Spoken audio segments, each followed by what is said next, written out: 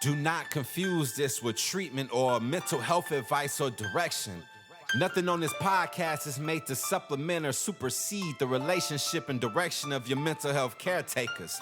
Although David Kozlowski is a licensed marriage and family therapist, he is not functioning as a certified mental health professional in this environment. And same applies to any professional who may appear on the OG Therapy podcast. Welcome to the OG Therapy.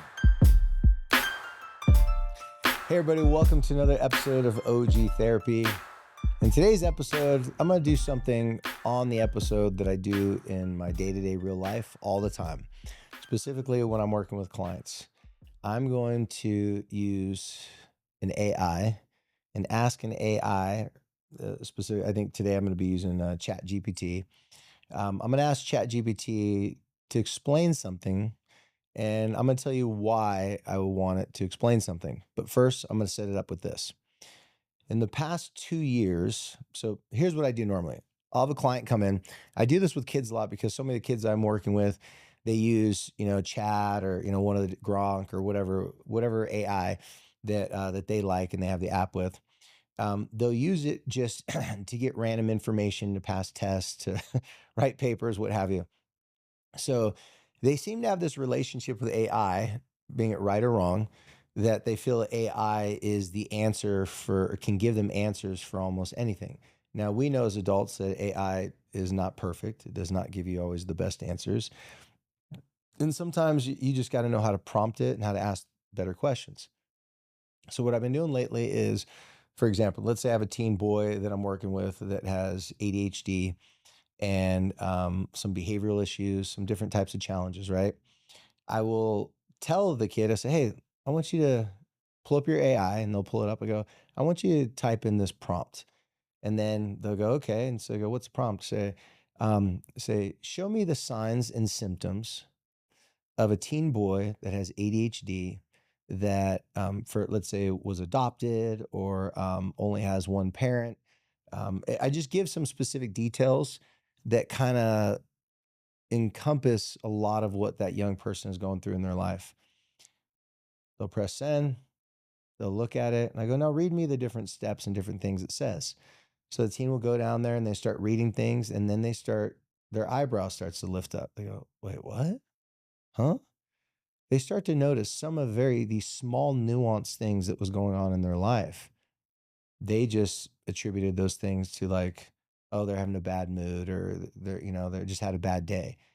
But once they start to read out how it manifests itself as a teen boy with ADHD and all these different qualifiers, they start to really connect with that information. It's almost as if what I've been trying to tell them for recent months, it just hits home for some reason. It just sticks. So once they get that information to stick, then we reverse engineer it. And I say, okay, so now let's go back to some of the reasons why I was telling you to do X, Y, or Z. And then they'll be like, oh, so that's why you're telling me that I should try to negotiate instead of demand with my parents. Yeah.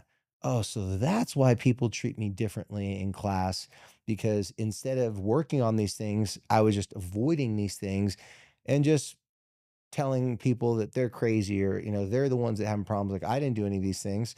So basically what it does is it mirrors back to them information and knowledge that when they're reading it, especially when they're reading it in front of me, if they're reading it from their parent, they try to backpedal and try, oh no, well, no, this is different. And, gosh, for some reason, my chat GPT hasn't been working lately. And they would try to change the narrative and try to change the story. But with me, I know where all the bodies are buried, meaning I know all their secrets because, teens have opened up and told me their secrets. People have opened up and told me their secrets. So even when I do this with adults, they're saying something to me about themselves that they know is true, and they're watching my reaction, listening to it, smiling, nodding my head, and I could tell sometimes they want to debate, they want to argue, but it's undeniable. I know it's true, they know it's true. However, when they're watching my reaction, they're not seeing me shake my head side to side and being pissed off and angry that they have these challenges or that the AI actually pegged them completely of what their struggles are. They look at me and I give them this head nod, a smile, like, see, you know what? This is not who you are. It's something you're dealing with. This is not who you are. It's something you're going through. And then as we reverse engineer it, I start to tell them, hey, listen, that's why I'm telling you, you should take my suggestion. I'm debating with their ego. I'm trying to negotiate with reason. I'm trying to help them be more conscious and aware of how their behaviors and how their attitude and the things they say, how it affects people. And so what I figured out what I was doing is something that I've done in psychology for a long time, and I didn't invent this. In fact, I think they found out about it in Italy. I can't remember exactly, but I'm about to pull up and share with you guys what has been the thing that I've been using with ChatGPT to help my clients acknowledge where they're at and to trigger something inside their brain called mirroring neurons. So we're going to talk about mirroring neurons in just a moment, but I want to give you a little personal example and a personal story of how I've been able to use mirroring neurons to help my kids relieve some of their stress, relieve some of their anxieties. So, in the past probably 3 years, but definitely the past 2 years. Yeah. Since COVID, but definitely in the past year, year and a half, I'll say, I've been struggling with really bad anxiety. And for me, really bad anxiety might be a walk in the park for someone else. I've always had anxiety, like in sporting events, like when I'm about to perform some sort of athletic thing or a talk that I'm giving, whatever. So it's not like I've never had anxiety. Everybody experiences anxiety. Just when it gets out of control, it affects your eating, your sleeping, affects a lot of things in your day to day life, affects your ability to make decisions, just your overall self confidence. And so in the past year and a half, when I've been struggling with this anxiety, it really affected my sleep bad. And then me not sleeping well just made it really difficult for me to make decisions and to be as confident in some of the things that I should have been confident in. And so what took place was I started to notice that.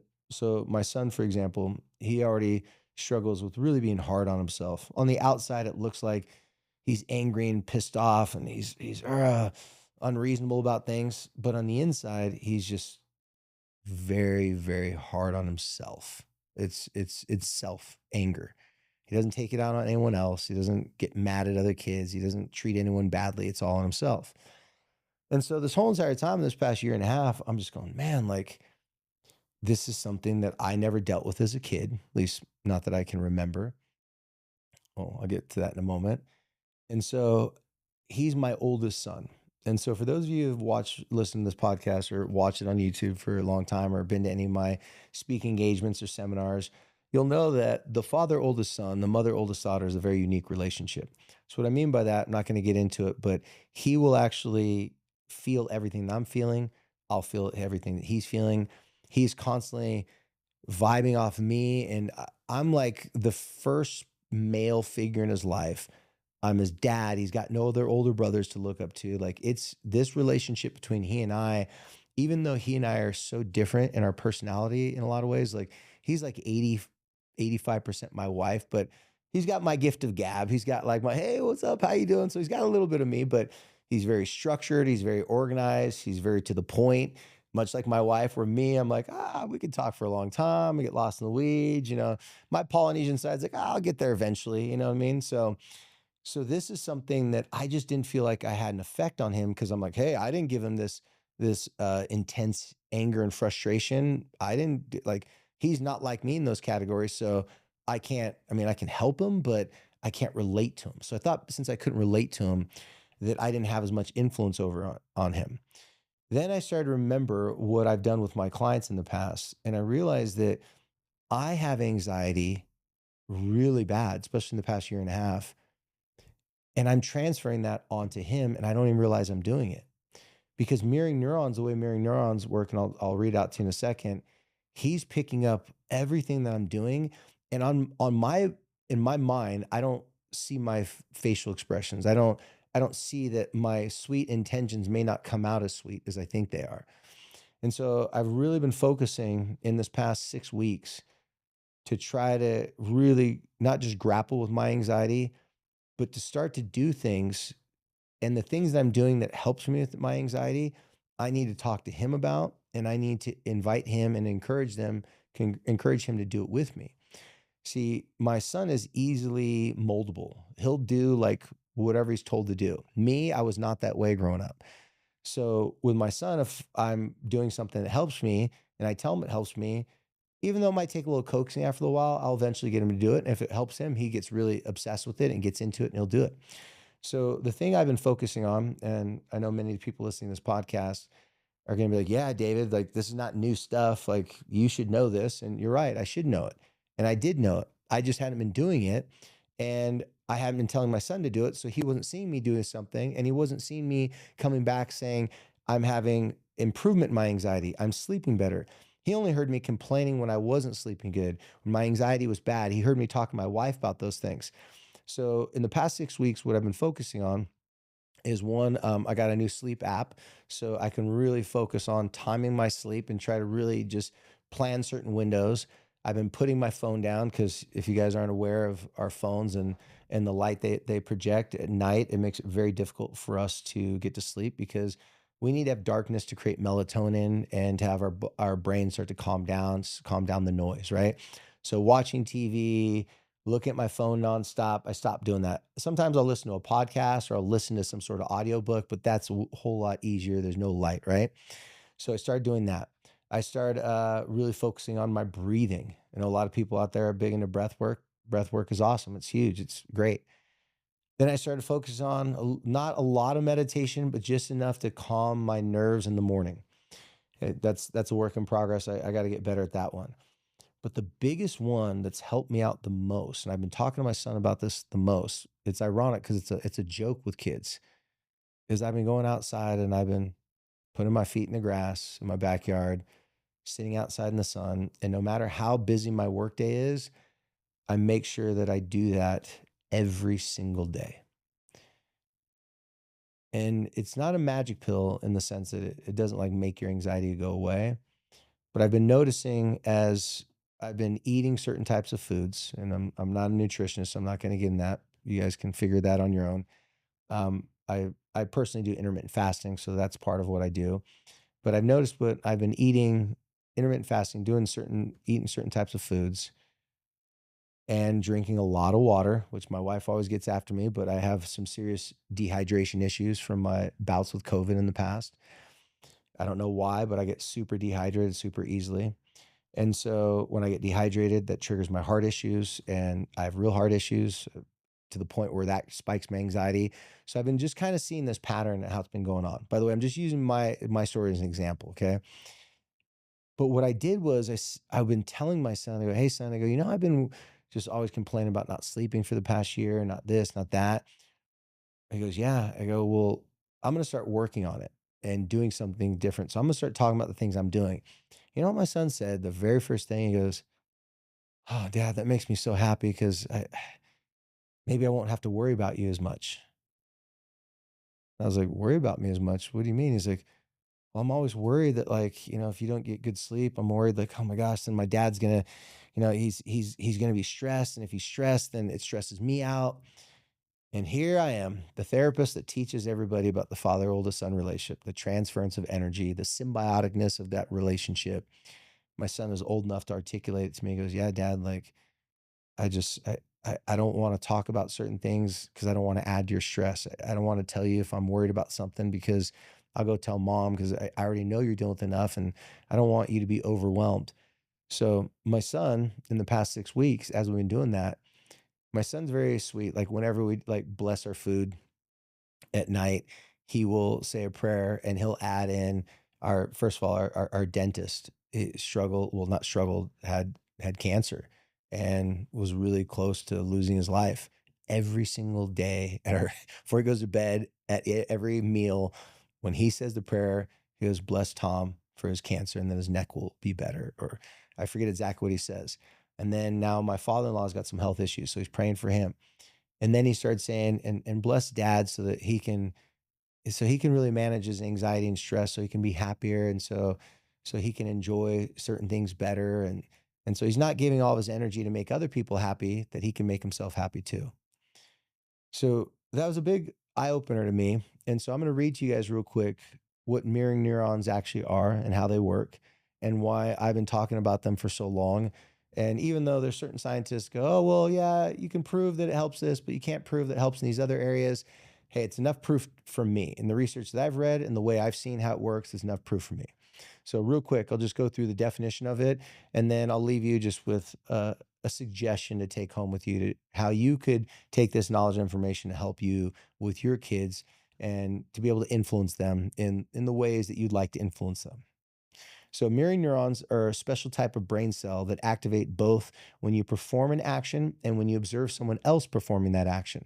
For example, if you watch someone pick up a cup, the same neurons in your brain fire as if you were picking up the cup yourself. Number two is they talk about the discovery. First identified in the early 1990s by researchers in Parma, Italy. Okay, I knew it had something to do with Italy. Found in Marcacu Indians in a region of the brain called the premotor cortex. Later, similar systems were suggested in humans, particularly in the frontal and parietal lobes. Gosh, I have a hard time pronouncing those big science words. Number three, functionings and theories. Mirror neurons are thought to play a big role in imitation and learning. They help us copy behaviors and, and acquire new skills. Empathy. When you see someone in pain, your mirror neurons may stimulate their experience internally, helping you feel what they feel. This is a huge part of human beings working together in communities and collaborating with each other, because if someone comes to your aid, you're so grateful and thankful, you feel like, oh, well, I should probably help them out. Well, there's a lot of feeling there that happens through the mirroring neurons, because if you felt pain for that person, that would motivate you to help that person more than if you were just watching it, but you felt nothing. Social bonding and communication. Mirror neurons may underpin how we read body language and emotions. Language development. Some scientists theorize that mirror neurons lay the groundwork for human speech and gesture evolution. Now, there's a science debate. Not going to get into that one because there's enough science out there. For the doctor that I follow, Matthew Lieberman, he believes that this is a big play in human bonding and connection, and of course in mental health. Number five, everyday examples. Yawning when you see someone yawn, contagious yawning. Flinching when you see someone about to get hurt. Oh my gosh, when I'm watching a jujitsu match online or at the gym, I'm going, when someone's legs getting bent, or if I'm watching a football game and someone rolls their knee, I'm like, because I've blown out my knee, I'm like, oh, I can't watch it. I feel the pain as if it's happening to me. Smiling. When you see another person smile, it feels automatic to smile back. Okay. So, in short, mirroring neurons are brain cells that reflect the actions and intentions and emotions of others inside your own nervous system. They may be one of the foundations of empathy, learning, and human connection. What I want to end this podcast with, you guys, is that we all know our kids are watching what we're doing and they're learning from us. But I want to drive home this point and make this very clear. It goes both ways. If you're seeing your kids struggling with something, it creates pain inside of you if you see that they're in pain. If you show your hand, so let's pretend this poker. If you show your hands like, baby, what's wrong? Are you okay? Is everything right? If you can see this on YouTube, like, look, my facial expressions are just extreme worry. Now your kid's looking at you and going, wait, what? Like, I actually wasn't really that worried, but now I feel like I should be worried. So with my parents and myself, I'm realizing that I have to be very careful what I'm mirroring back to my kid. If I'm mirroring that I'm pissed off and angry and frustrated because I have my own stress, my own anxiety, and that was just the tipping point for me. I couldn't handle my kid not being able to get a math problem right, or them not cleaning up their room when I told them to. If that is what they're getting from me, then they can misinterpret all these little issues that aren't even big issues as if it's a big tell that they have serious issues. So when I coach parents, I always say, you can discipline, don't not discipline. Just make sure you don't make the discipline personal. So you guys be very cautious. that what you look like, what you say, what you do, your kids are downloading that information and they will copy that information, especially when they're younger, without even realizing they're copying it. So if you don't want your child to have the same body insecurities that you do, the same, I'm just making up random stuff, right? I'm not saying whoever's listening to this, I know you have body insecurity issues. Maybe you're jacked and super fit. Maybe your issues is ego and your insecurities is what causes you to become so jacked and fit. Make sure you guys that you're very conscious and aware of what you're mirroring to your kids.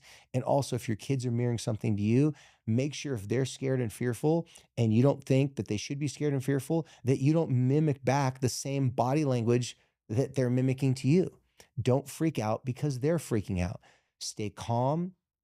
Be careful to not say things or do things that are going to cause them to be pushed over the edge. Some parents have argued with me that, oh, that's coddling. Like, my parents never did that for me.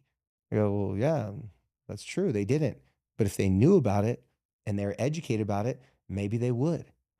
Better ideas need to come through every generation of how to parent and how to become a child.